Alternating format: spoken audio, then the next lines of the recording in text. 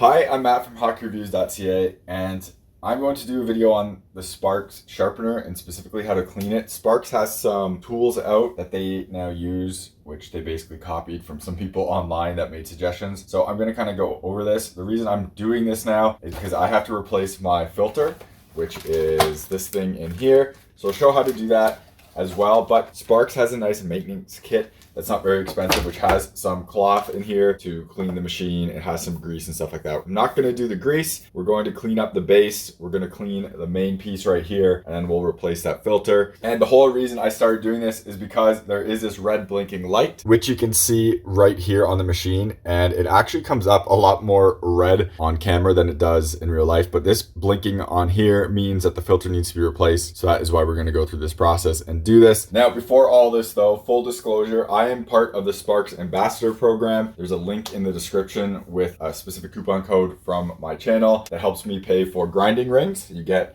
basically Sparx bucks, and I end up buying grinding rings. So if you want to support the channel that way, you can do that. Chances are, if you're watching a cleaning video, you already have a Sparx machine though, so it probably won't be very useful to you. But that is just a disclaimer for that. So Sparx has a bunch of actual instructions on all these of what to do. I don't have the Pro base, so you're not actually supposed to clean this base with the wipes they have because it's plastic and they say it will scratch. But we are going to do the top of the base, which is this eye cloth, and it recommends using that to clean off all the top up here and around the buttons and everything like that. I'm going to turn the machine off first, obviously though, that way nothing can move. So it's just a wipe, you open it, and we're just going to get rid of some of the dust that's on the top of this thing. And as of before, you can see it does have some dust on there, and we wipe that through, and it's so much better.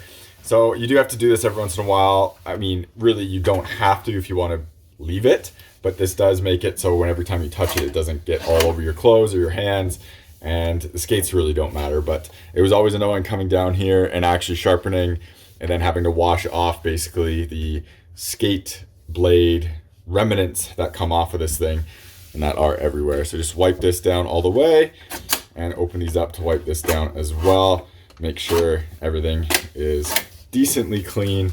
So the little trick on this is I bought this magnet and it's pretty strong, and I don't really want to attach it to anything because it won't come off because it's so strong. I bought this because what you do for a hack of cleaning machines is you stick it in a bag that you can throw out, and you suck up basically all that magnetic pieces all over it and the shavings, so you don't have to suck it up through a vacuum because you're supposed to have a HEPA filter vacuum. So that way it's also a lot cleaner to do this as well, and you don't really need to get a vacuum all in there. So what we're going to do is we're going to open this up.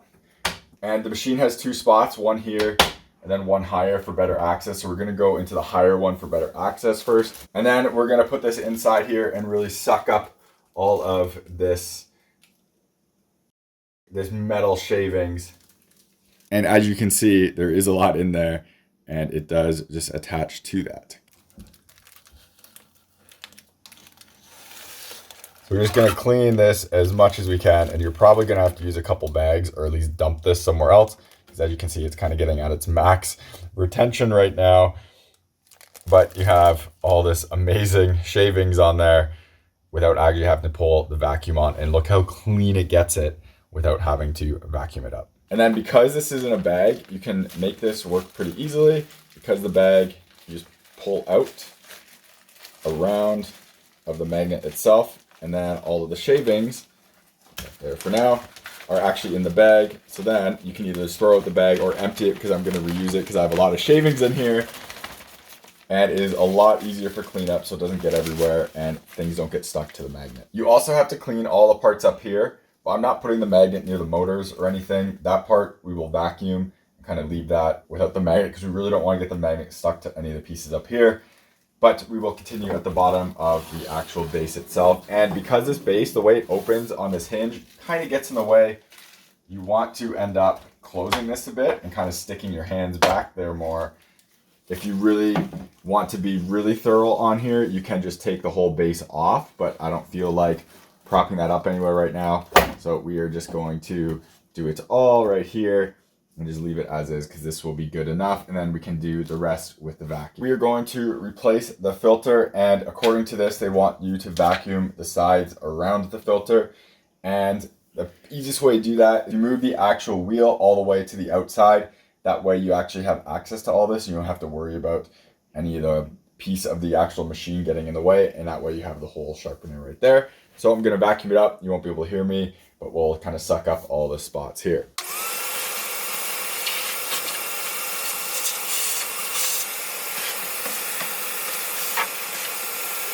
And then to actually get at the dust filter, you have to move these little orange pieces over, and then it will slide out easily. And you can see how used this air filter is. I do like how it also has a direction flow on it, which is always a nice thing. So this is obviously in the garbage, and I'm going to do another round of vac around the edges here just to clean everything up.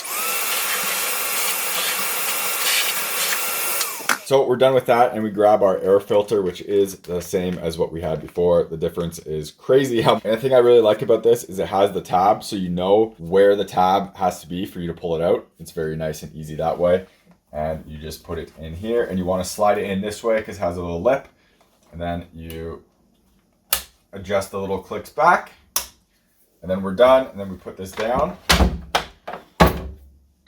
cancel it so the wheel goes back, and then we're going to reset this air filter button right here. It tells you how to do this in the manual and everything, so you can just follow that as well. And then once this refreshes itself, it's still clicking red, so we hold that down for 2 seconds and it's gone. And we are reset, and we have a new filter in there. I've been using this thing a lot, and that's the first time I really had to change this filter. I've seen other people vacuum out the filter like halfway through and you see it pretty dark. I just used a magnet on it previously, but now is the first time that this has ever hit the replace warnings on it, so I figured I would actually do the full replacement now. But pretty easy. Sparx does a decent job on this. I like everything that's in here. This whole thing was like 35 bucks Canadian, I think, which is pretty reasonable considering you do also get some grease in here as well. So could be a lot skimpier in what they give you, but the air filter and everything is easy to switch. Thank you very much for watching this video. Hopefully it was helpful. Remember, subscribe to me on YouTube, follow me on Instagram and TikTok. Links are in the description. If you want to support the channel and you're buying hockey equipment anyways, and you're in Canada and the US, click the links in the description. If you're in Canada, to Hockey Supremacy. If you're in the US, to Pure Hockey. Clicking those links, making a purchase gives me a kickback, helps support channel so I can make more content and making more reviews. Otherwise, if you want to support the channel without buying anything specifically hockey related, check out the links in the description too. Buy me a coffee and Patreon. Everything through any of those links always comes back into the channel so I can keep making more content and doing more reviews. Thank you very much for watching, and take it easy. You're watching HockeyReviews.ca.